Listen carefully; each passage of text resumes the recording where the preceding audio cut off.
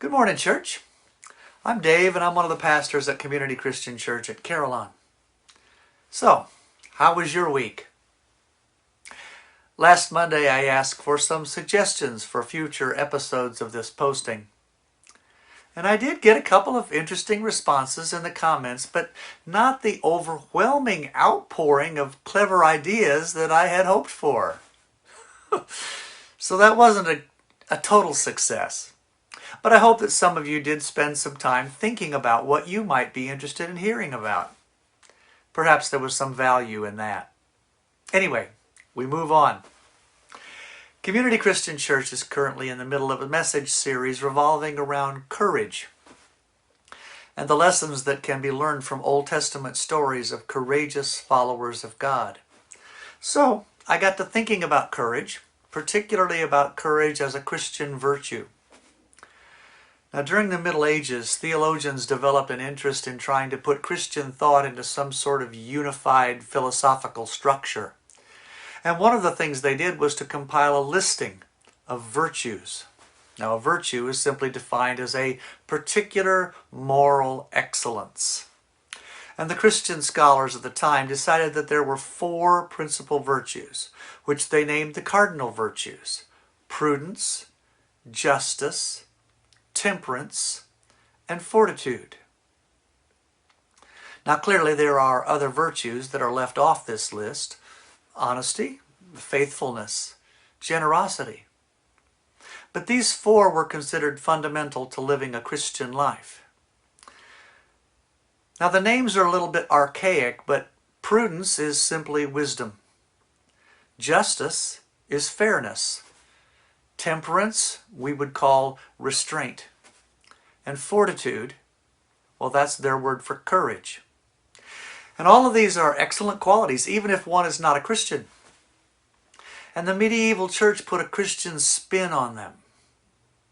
For example, wisdom is great, but wisdom that comes from God is better. Fairness is wonderful, but God's fairness is perfect. Restraint is a good idea, and exercising it will keep the Christian out of a lot of trouble. You get the idea. These virtues, while not limited to Christians, were very applicable to Christian living. Now, you'll notice I left out courage. I did that because I want to suggest that courage is different. Courage is a virtue in and of itself.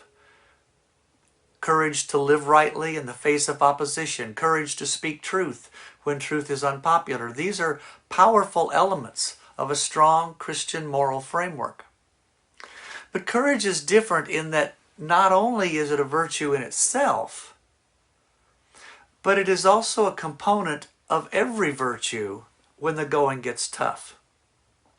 C.S. Lewis said that courage, quote, is the form of every virtue at the point of testing.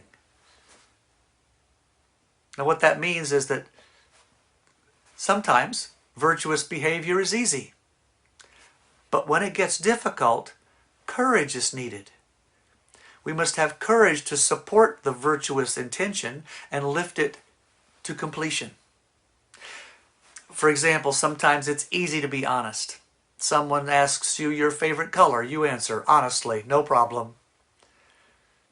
But what if the question gets tougher and an honest answer could cost you a friend? What if an honest act will cost you your job? What if speaking the truth gets you beaten or arrested or killed? When honesty becomes difficult, in order to stay honest, we have to add in courage. This same pattern holds for all the other virtues, all the other right moral ways. Without courage, we falter and hesitate. Our intentions, no matter how noble and godly, will not carry us through without the courage to implement them. Courage is what turns right thinking into right acting. It is vital, so we need a lot of it. Unfortunately, we have several sources of courage. Sometimes we find courage within ourselves, right where God put it. Sometimes we find courage in others. How many times does Scripture tell us to encourage each other? Well, encourage literally means give courage to each other. And always we have God who can give us a constant supply of the courage we need. He'll never run out of courage to give us. He's got plenty.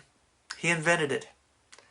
So even though this world is dark and twisted and confused and misleading and at times hostile to God, take courage.